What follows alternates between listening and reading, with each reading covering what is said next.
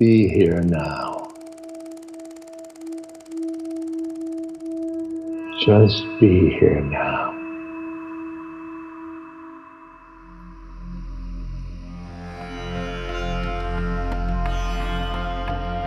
Welcome to the Metta Hour with Sharon Salzberg, where Buddhist wisdom meets everyday life. This podcast is brought to you by the Be Here Now Network and features interviews with the top leaders, teachers, and thinkers of the mindfulness movement and beyond.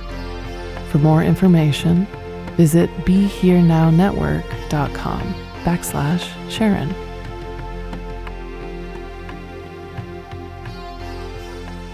Hi, I'm Sharon Salzberg, and I'm talking today with my good friend Bonnie Pitman. Bonnie is a nationally recognized leader in the museum community. Her career spans 50 years of service in the museum, education, and university fields. She's a nationally recognized leader whose expertise in research and audience and civic engagement have transformed museums and their work with audiences. Bonnie was the Eugene McDermott Director of the Dallas Museum of Art and served as Deputy Director for 12 years and has served as a curator, educator, and administrator at the University of California's Berkeley Art Museum and Pacific Film Archives, Seattle Art Museum, New Orleans Museum of Art, Winnipeg Art Gallery, and the Bay Area Discovery Museum. Since 2008, Bonnie has been living with a chronic illness. In 2011, she began her daily practice to do something new, inviting the exploration and celebration of making an ordinary day extraordinary while dealing with chronic illness. Welcome to the podcast, Bonnie. Thank you, Sharon. It's wonderful to be with you and all of our friends today. It's just wonderful to be with you. Even hearing your voice makes me happy, as we had just said. So I thought maybe we could start the conversation with just a little bit more about your journey. You've had such an extraordinary career. You faced some pretty immense health challenges, still facing. So let's start with what drew you to art and inspired you to work in that realm. Well, from the time I was a little girl, I knew artists as major parts of my community because I grew up in Provincetown, Massachusetts. And in my neighborhood was Hans Hofmann and Robert Motherwell and Helen Frankenthaler. So I thought that was something that you did in life, seriously, was be a practicing artist. My mother and my grandmother loved art, and they took me to the National Gallery of Art, which was the very first place that I saw truly great paintings. And two of them stay with me even to today. One is a Tondo, a circular painting by Raphael of a Madonna and Child. And the other is a beautiful little Renoir portrait of a girl holding a watering can. I always thought I was that little girl in the blue velvet dress. But the reason I love art is that artists tell stories and they create beautiful things that resonate with our soul. And for me, it was the joy of being in their presence. And I can close my eyes now and see the same images that I did when I was a little girl. My long career in museums has a lot to do with the fact that I love the collections of museums, and in art museums in particular, it's like a visual dictionary or encyclopedia. And you can learn everything you need to know about the world and love and sex and war. The other part is that I'm very dyslexic. And so the visual world was one I understood. I have a very powerful visual memory, but reading and writing were huge challenges. And so understanding the world through space and place and with objects has been the way that I've navigated and succeeded. Wow, that's so incredible. Speaking as somebody who's very, very tied to words,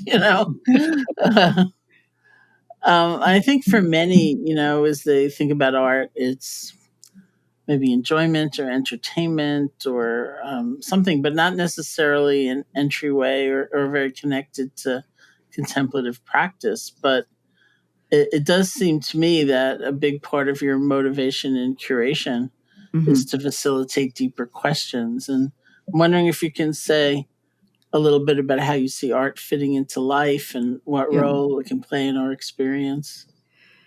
Well, the gift we have is that human beings from Paleolithic times have created works of art. The hand paintings on the caves of Lascaux or all around the world.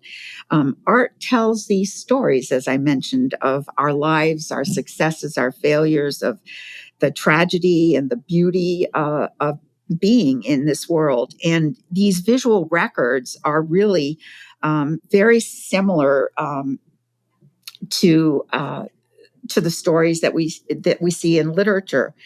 Observing art for me is very similar to a mindfulness activity, because you're stepping into the presence of the work and focusing on for a moment, for a period of time, deeply, and observing in details and purposefully and intentionally, with all of your senses, and then trying to understand what the story the artist is telling you without making judgments. In Buddhism, as you know, Sharon, there's a huge tradition of art being created for the past 2,500 years. And it's used specifically there as a vehicle of meditation.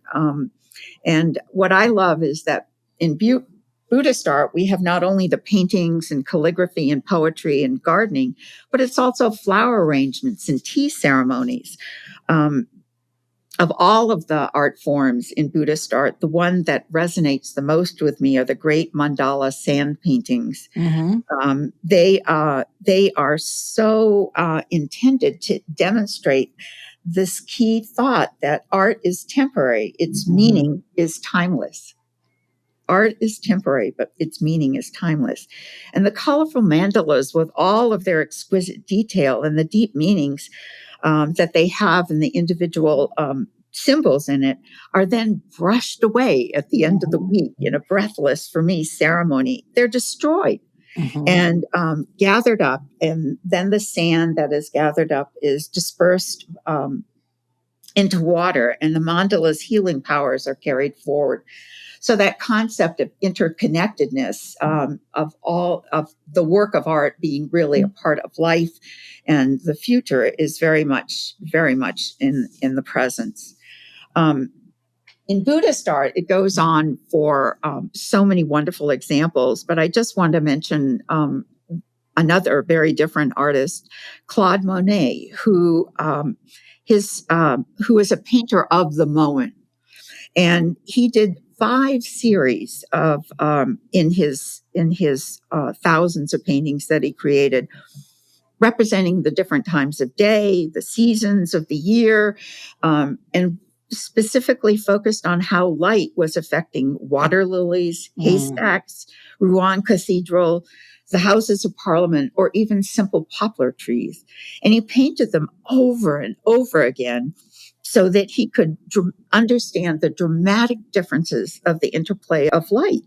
And seeing the same thing over and over again in different ways is a celebration that's very much a part of the practice of my do something new, and also of meditation. It's definitely a very Buddhist thing, you know. It is a very Buddhist thing. Right. Let's repeat that.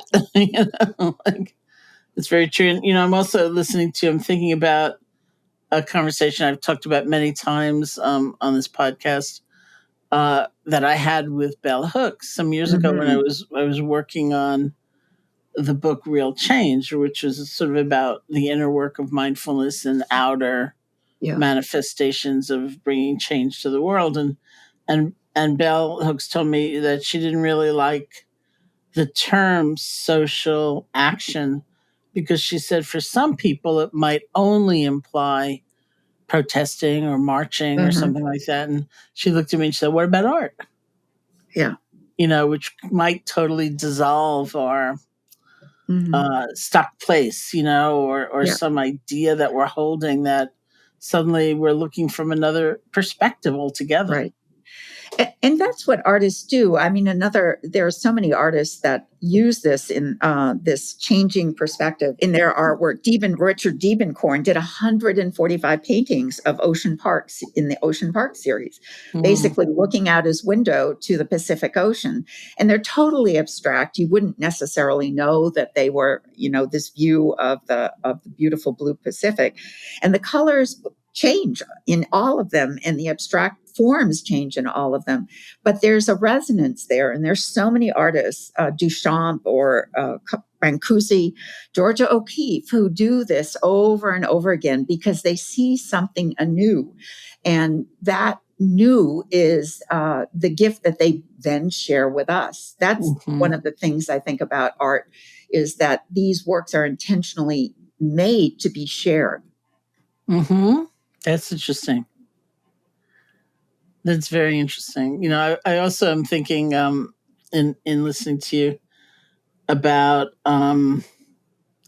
this panel I witnessed once with the Dalai Lama on it, speaking about art. It was at Emory University. It was sponsored by the art department, so that's why the topic was there. And the first question was something I have been asked in some form or another many, many, many times, which is, do you believe great art has to come from great suffering? And which is a very Western, notion. Very Western, notion, the tortured artist and all that.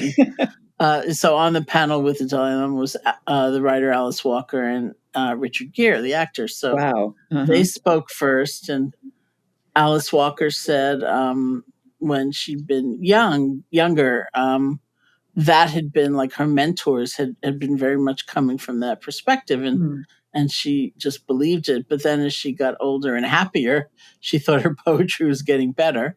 And Richard Gere talked about being an angry young man. And the whole time the Dalai Lama was looking a little perplexed, as he sometimes does when the question itself is so out of his, way of saying. And finally he basically said, people are always taking me places and showing me like buildings or paintings or things and saying, isn't it beautiful? And he said, in the Tibetan culture, we believe like the beauty or the worth of a piece of art depends on what happened to the creator in the process of making it. Like, did they get kinder? Did they get smarter in sense of, more enlightened? That's what really is the worth of something. And it was really fascinating. A very different perspective. It's a very different perspective. Very different perspective. But there has been a lot of suffering by artists, but it's not the sole reason they produce. I think one of the things in my talks and teachings around art and medicine has been the fact that I have a whole lecture, actually 5 lectures on artists with illnesses and how all of them overcame or pushed through. Matisse created a new style of art. He did the cutouts after he couldn't stand anymore because of cancer. And, there are thousands and thousands of examples. But the important thing to realize is that artists can't stop making art. This is who they are. This is their being. This is their essence. And so they push through the pain. Even Georgia O'Keeffe, when she became blind with macular degeneration, went on to not paint anymore, but to create sculptures. Oh, I have so many friends who are hearing this. They're going to just resonate deep in their souls, like, yes, I can't stop. I can't stop. Yeah. I mean, and they can't stop. It's a drive in their spirit, in their soul. Yeah. And that's great. So now I'm curious about when you first encountered formal meditation practice. Wow. That is a great question. I was lucky enough to go to the Seattle Art Museum in the 1980s. And when I was there, I was, they have one of the great Asian collections in the United States. So I started studying Buddhism and Hinduism through the works of art. And then in 1990, I moved to Berkeley and California and worked at the University Art Museum Pacific Film Archives. And a friend of mine, Jacqueline Bass, took us on a retreat over at the Green Gulch Zen Center. And I suddenly really fell in love, to be really honest about that. Mm-hmm. It was an amazing transformation for me, because I realized that I could do this, not very well, but that this opened, that I could settle my mind. And it was, I enjoyed the breathing. I didn't enjoy the pokes in the backs, which did happen in the Zen Center. Trying to keep me awake, but it was a great introduction. And then when I moved to Dallas in 2000, what happened is there's virtually nothing here. I mean, it was a desert. And so I had these connections and went back to Berkeley for over 2 years to continue my practice with a group of people in a series called Awake. And this brought together artists and meditation teachers. And we met at Green Gulch, and I met a whole raft of wonderful people. And out of that, came several books, including ones you may know called The Buddha Mind in Contemporary Art and The Smile of the Buddha. So this direct connection between art and Buddhism was being made, and it was very fulfilling for me. My son, David Gellis, whom you know, has been a big influence in my life. David picked up his first book on Buddhism off my desk in Sausalito, California, when I was working on an exhibition on Japanese Buddhism. And he read it, and it, as you know, transformed his life. And we went on to study at the Zen Center, of course. And when he went back to the university, Boston University, he went on to India to take his junior year abroad. I was afraid I'd never see him again, but I would call and they would say, no, the monks would tell me, no, David, not here, under the Buddha tree, under the Bodhi tree. Oh. So I very, very rarely got to talk to him, but David came back transformed by this experience, and ultimately wrote a book called Mindful Work, and has had columns in the New York Times where he's a reporter. So his influence on me has been profound. He also gave me, when I got sick in 2008, books by you, Sharon, and also by John Kabat-Zinn, the book about what is it called? The Full Catastrophe? The Full Catastrophe, which made me realize I was not alone in my suffering, and that I could change my relationship to pain. And your teachings also transformed my life, because it opened my heart to accepting the new body that I had. But I've been attracted to meditation because it's a practice that's available to all of us. It can reduce stress, increase calmness and clarity, and most of all, for me, promote happiness. Well, that's beautiful. Let's talk about the chapter of your life when you were first affected by chronic illness. I had been healthy most of my life and was off in February of 2008 negotiating a big show for King Tutankhamun for 11 other art museums. And I was in Austria meeting the Egyptian delegation. And I felt like I got the flu there. I wasn't really sure. Then I went on to London and was definitely getting sicker and came home early. And when I came home, everybody, including my doctors, thought, oh, you just have the flu, you're coughing. And then finally, when I couldn't speak anymore and all I could do was cough, I went to see a much better physician who was a specialist in this area, Dr. Rosenblatt. And he helped me to realize that this was we had a very unusual circumstance going on. And I struggled for a number of years to stay on as the director of the Dallas Museum of Art. And every time I would go gatherings or openings, I would come away sick and go back into the hospital because I just couldn't manage being around other people without picking up their infections. So finally, and I was angry, Sharon. I mean, I was really angry at my body and at myself because it was failing me. And I had the job of my dreams. I was happy doing it. It gave me great fulfillment, but my body just got weaker and weaker until finally in 2012, I retired. And then I decided to rest and recover for a short period of time. I never listened to my body. I always would push through it and go back to work too early, my doctors would say.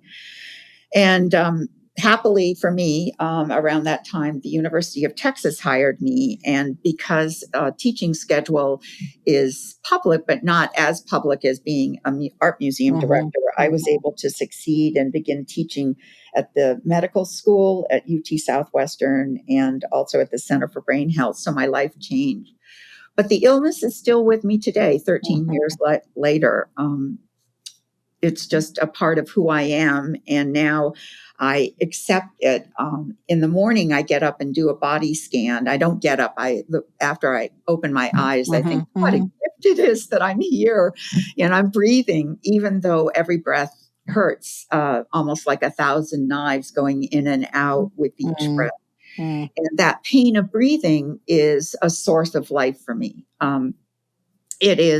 Keeps me aware of always of what is present in my life. My choice is not to live in pain. My choice is to live in joy. And so I think the illness has given me gifts that are way beyond anything that I could have ever really understood. I've learned to live with the pain and I've changed my relationship to it. So that's where I am today. It's amazing. I mean, especially, not that it was the same cause of the illness, but look at our time, and I know. And the struggles and, the fear and some people really struggling with long haul COVID and, and just like so many things that are prevalent around that issue. The number of complications that I've experienced as a result of, I take 40 medications a day and I do nebulizers 6 times a day. And so the nebulizers are a gift because it's when I practice metta. And so I used to, when I was working at the museum, I wouldn't do that. I would just plow through and do emails while I was trying to get air into my lungs. But today, I don't do that. I relax and just, meditate for that period of time because I have to let the medications come into my body so that I can go for another 4 or 5 hours. And I just have to say that, this is not a visual medium, but looking at you, since we're friends or looking at a photo of you, you don't look haggard, or like you're, sometimes, of course, with pain, the tendency we have is to tighten up the whole rest of our body to almost try to thrust it out or something. And so we've added tremendous stress and tension to the pain. And, I look at you and you're kind of radiant, actually. Thank you, Sharon. Well, I think a lot of that comes from my practice of doing something new, and also the way I greet each day. We have tremendous power over our brains.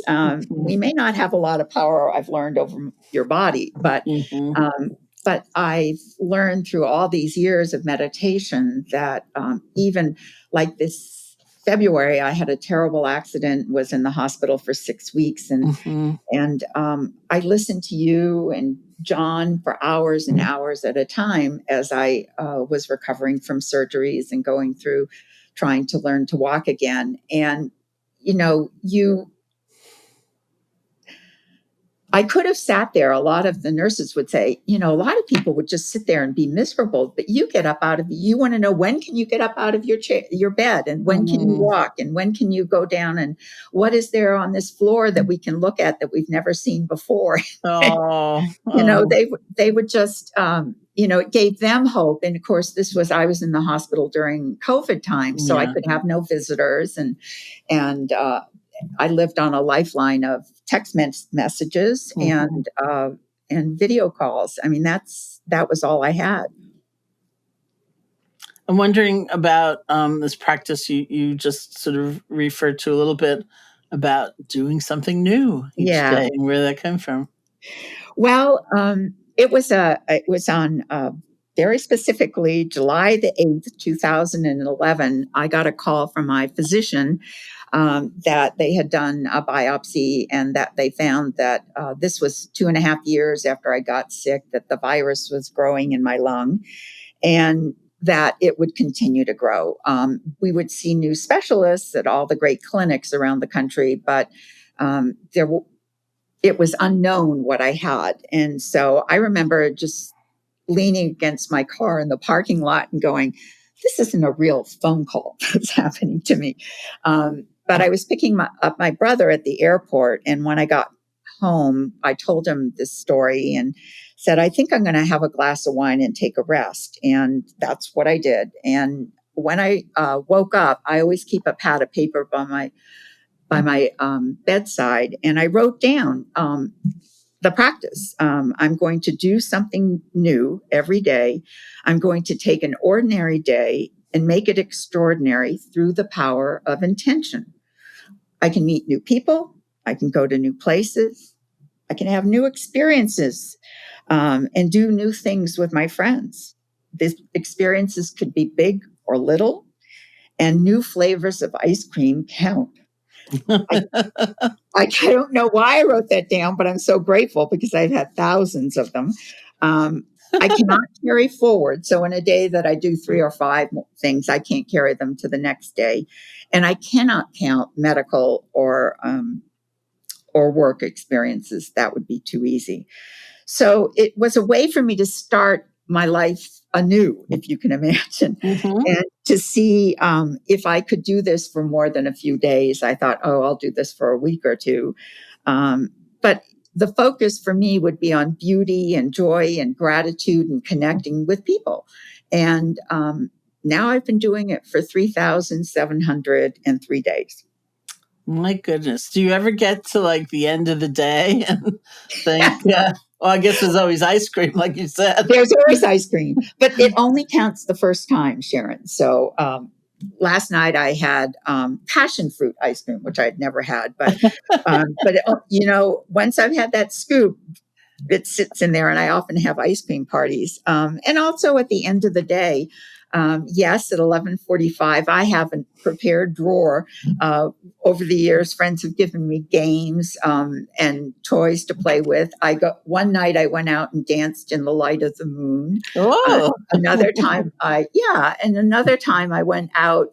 It was 11:50. I was writing a paper, and I decided it was time to have a duck race in the pool. I just needed to break my thinking patterns into a new way.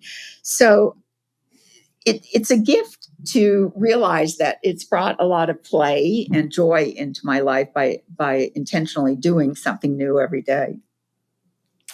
It's so fantastic. And I think I wish I could see you every night at 11:50, and just say, all right, she's only got 10 minutes. I've only got 10 minutes. Yeah. Well, I post, as you know, I post them on Instagram, The Simple Pleasures of Living, and also on Facebook. And, it's just sort of a chronicle of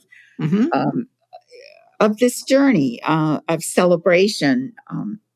And when I wake up in the morning, as I said earlier, it takes me a lot of time to come into the world. I don't do well in the first part of the morning because I have so many medications and things that I have to do.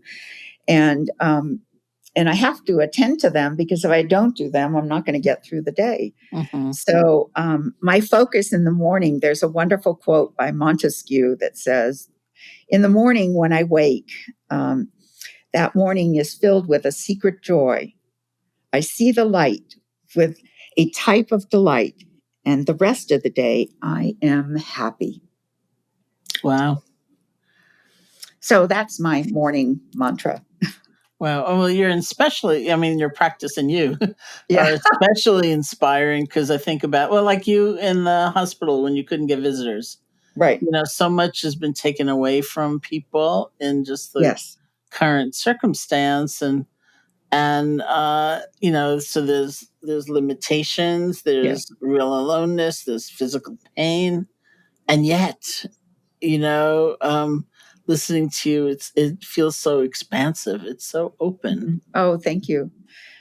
Well, it's true that, life does not have to be the way it was or perfect. Life is never perfect, to be wonderful. And so I think, unlike a lot of people, I was really prepared for solitude because there have been periods in my illness where both of my vocal cords were damaged and I couldn't speak for several months. And so I learned a lot about solitude and communicating in a different way.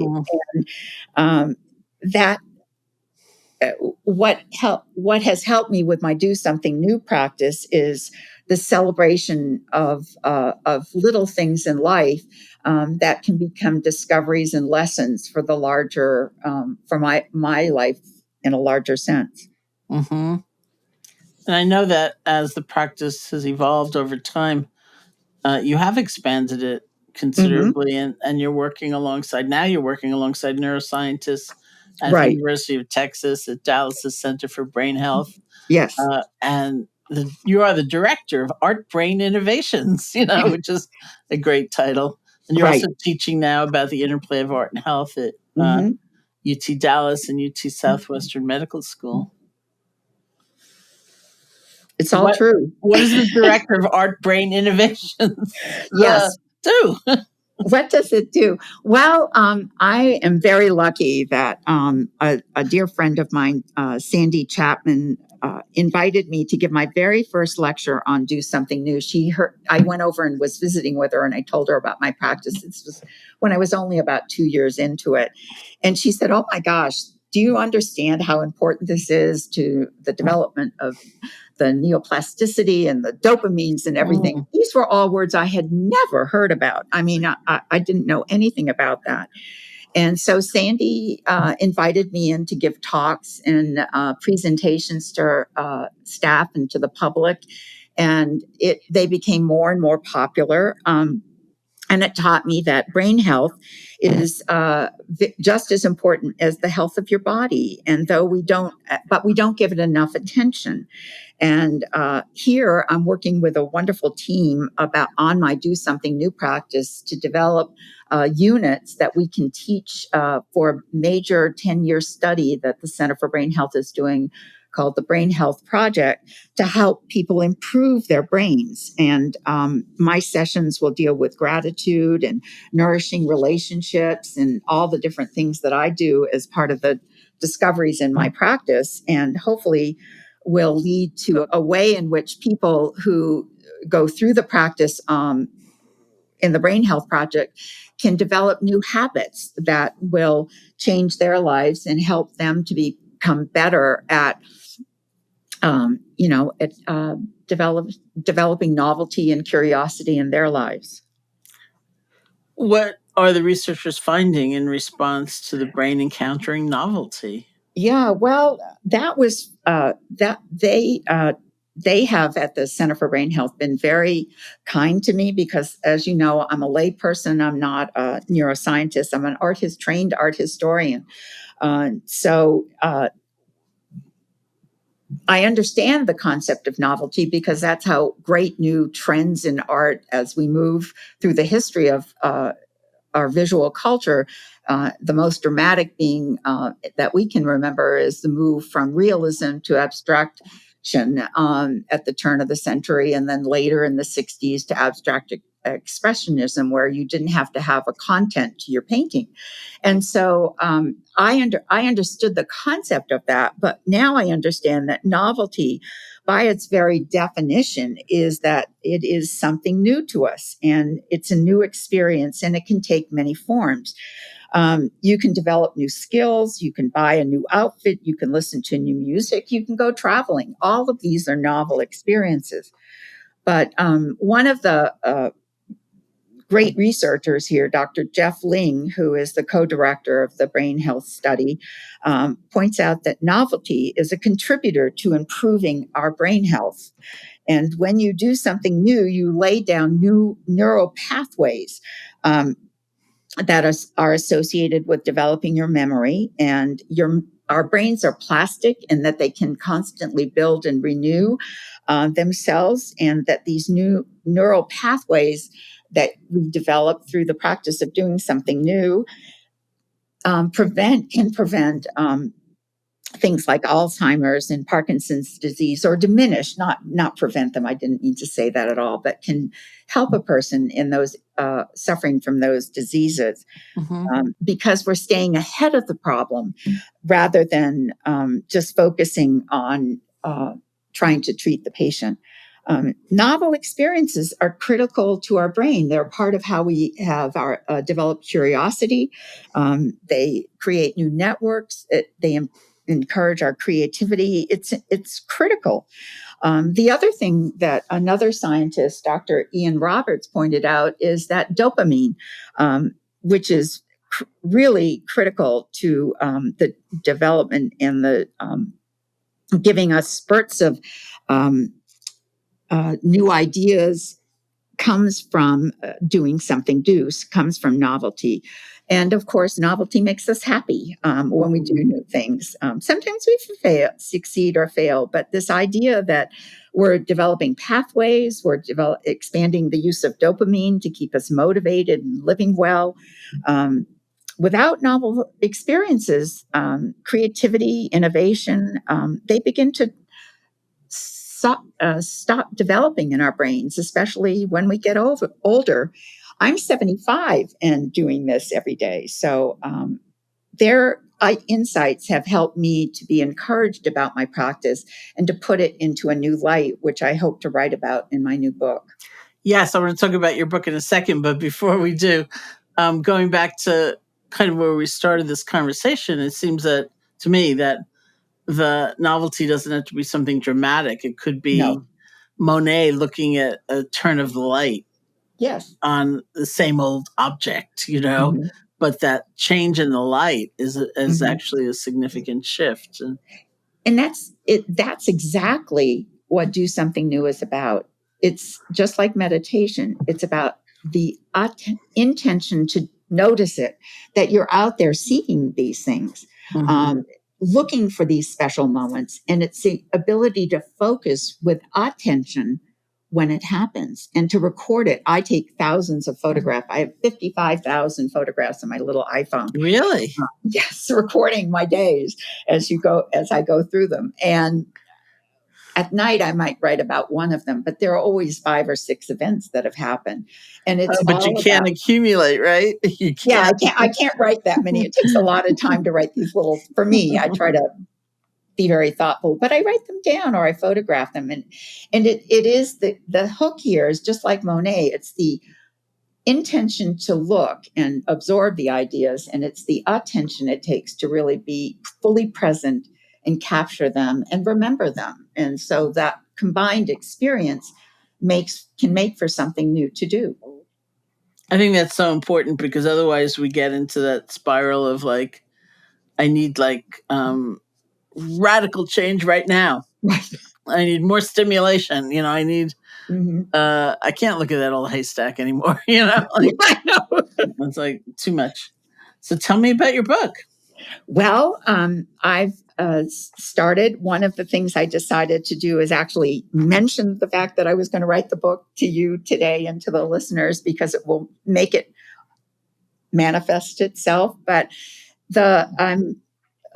I've started the draft, which is really talking about how I came to practice Do Something New, and talks about the discoveries I've made about self-compassion, because I was so angry with myself for so long, and then have learned to really accept myself and to be patient, and allow my body to heal, to do the miracle that can happen if you just allow it to happen, to be constantly seeking new relationships with friends, even with old friends.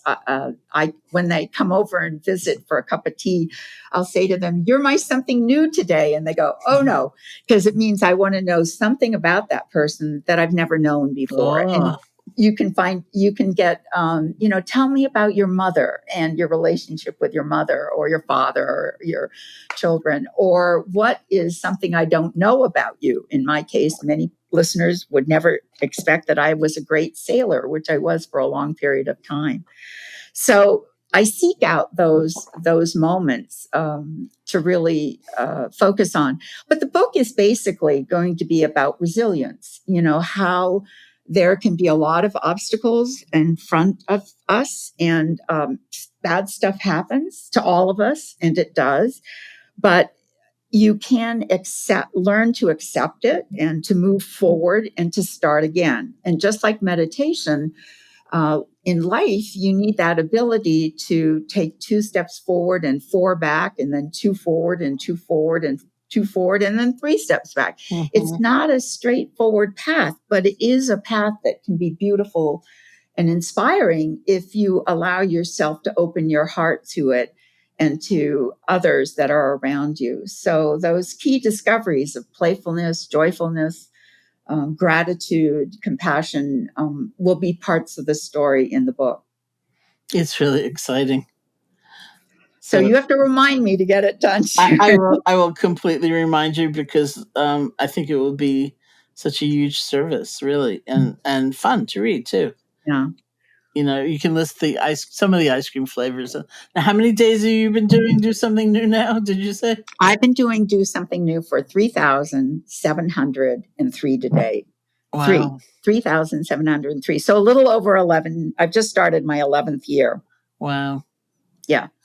And you're my Do Something New today. So even though I don't have your beautiful face in front of me, I have the everything else, the microphones and other things. But I've been so excited to think about this session and sharing publicly my practice. Yeah. I think it's so fantastic. And I actually wanted to talk a little bit more about gratitude, because it's such a double-edged sword in a way. Like anyone who encounters chronic illness or some terrible thing in their life, and having someone else tell you to be grateful is so infuriating, and off-putting. But there's clearly a way of approaching gratitude that feels authentic and useful and beautiful, because it's so redemptive in a way. So can you say something more about how you approach gratitude? Oh, I'm thinking about that, because my first reaction was to say, I'm so grateful that you asked that question. Oh, yeah, no, that's good. But you're a living embodiment of how it can work, For me, the practice of gratitude is central to my practice of doing something new and doing meditation. It is a key to having a happy life, because if you're not grateful, then no matter how much you have, you're not going to be happy. And I want to be happy, and so I'm grateful that my eyes opened and that my feet landed on the ground, and that my brain is awake and writing new lectures. This week it was on cadavers and medical illustrations. We know how important gratitude is in medical science, because it develops a lot of our prefrontal cortex, and even the simple act of writing letters, which I do once a year. I write letters to thank people who have been a part of my life and given me given me so much courage and joy. But what I think people don't realize is that gratitude is a choice you can make. And to be intentional about it and to pay attention to what a special gift it is, whether it's that simple breath or a step forward, in my case, the spring. I love your phrase, Sharon, of reaching for the good when you think about gratitude. It's really, really important. And that goes back to why it's so central in my practice. It's again a matter of intention and attention. And to be grateful means you are focusing on yourself and on others. And like self-compassion and compassion, it is that huge gift that you can give in life and give to yourself. For me, understanding that I have to listen to my body and understand that when I'm in too much pain, I can be grateful can sound a little crazy, but now at least I listen to those signals and I stop and work on healing as opposed to work on working. So I don't know whether that makes a lot of sense, but it's absolutely central to my practice. And I know so many times people will tell me, "Oh, if you only took Chinese herbs, or if you only did this, you would get well." I'm not going to get well. This is who I am, and so I have learned to choose to be grateful that I'm here and to act with joy every day of my life. No, that's wonderful. It does make a lot of sense, and it's also in the context of, it's very powerful in the context of how gratitude is often perceived, Right. that it means you'll settle for crumbs, you'll settle for less. You should, it's an Right. oppressive tool in some people's minds, and I suppose in some contexts it could be, and yet it's such a mark of resilience and Right. the vitality of the life force and a Well, better way to live. I know it's the way you choose to live your life. You give so many examples of this in your teaching, but one of my annual New Year's resolution now is very simple: to live life with joy. So when I'm not joyful, I go, "What's going on?" And I stop. If I can. Sometimes I'm stuck in a meeting and I can't get out, but I can start thinking about other things because I'm not joyful in that moment. And so I'm so grateful that I have developed this capacity to recognize what for me is joy. It can be big or little, but I'm grateful that I can understand that. And through that understanding, then I can move intentionally to a new place. It's really beautiful. And I am very grateful that we've had a chance to connect and have this conversation. And I'm wondering if you would lead us in a guided reflection of some kind. Yes, I'm honored to be asked for this opportunity. As I mentioned to you, Sharon, I'm not a meditation teacher. I've been practicing meditation for a long time, and I hope you all will be gentle with me. I chose a loving kindness meditation in your honor, which is one I say often all day long, especially when I'm doing my nebulizers, because it focuses on the interconnectedness in life and the repetition, the silent repetition of the phrases of our gifts of giving, of offering, and of blessing to ourselves and to others. And that is so powerful for me. So I'm just going to turn our attention to ourselves and ask that we all sit comfortably And to settle in, if you can, straighten your back and feel the energy in your spine and the groundedness of your feet on the floor. And you can close your eyes or not, but just settle in and feel the release through your breath.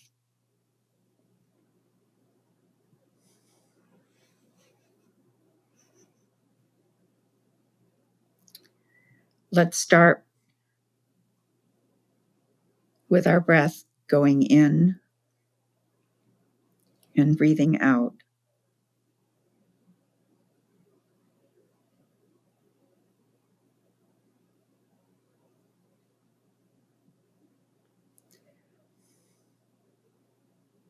This is a moment in your life, that breath.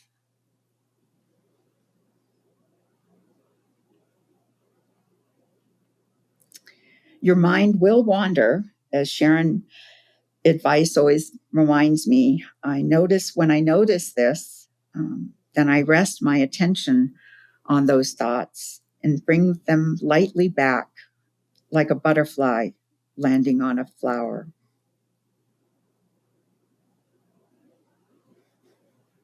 Don't worry if you lose your focus on your breath. First, we'll offer blessings to ourselves. May I be happy. May I be safe. May I be healthy. May I live life with ease. Repeat these quietly.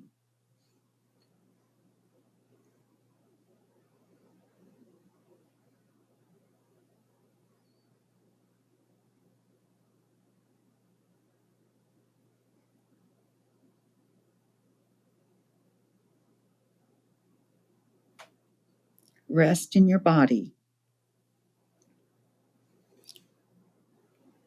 with the slow in and out of your breathing in your diaphragm. Pause before you let your breath out. And then gently, gently let go and release.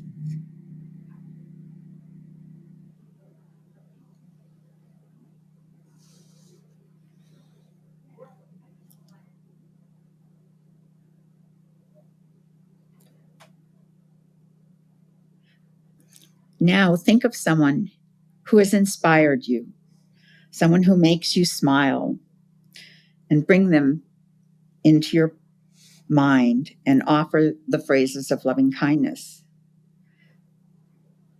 May you be happy. May you be safe. May you be healthy. May you live life with ease. Repeat them gently as you breathe.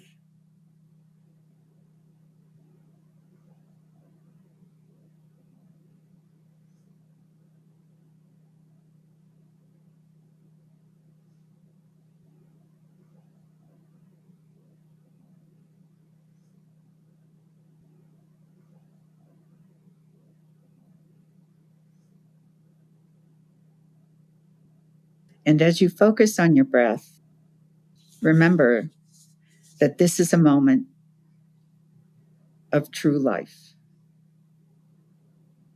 You are here. You are present. You are with others.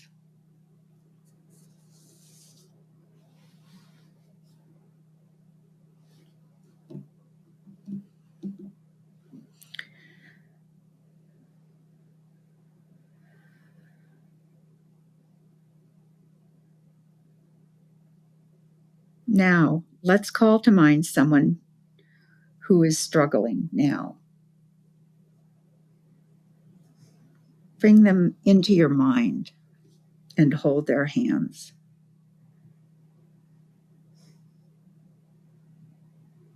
Can you look them directly in the eye and offer phrases of loving kindness?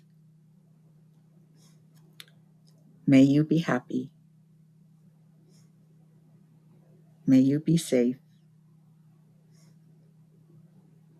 May you be healthy. May you live life with ease. Repeat these phrases as you breathe and stay in this moment.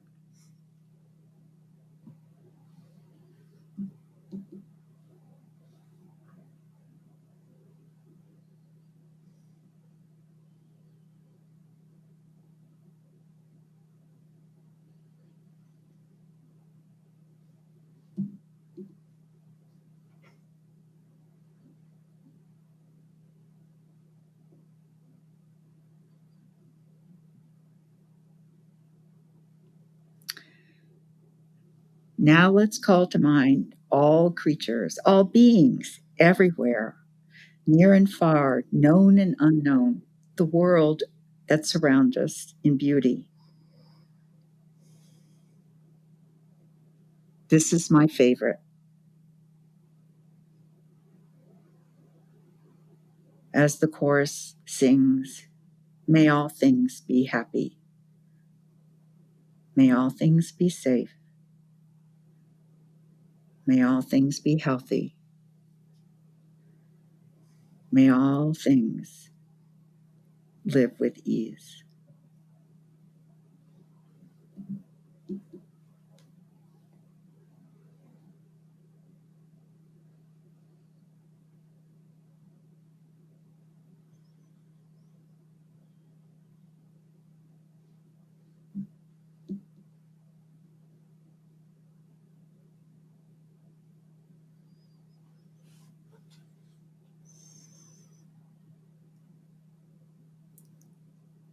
Well, thank you so much. It's so beautiful.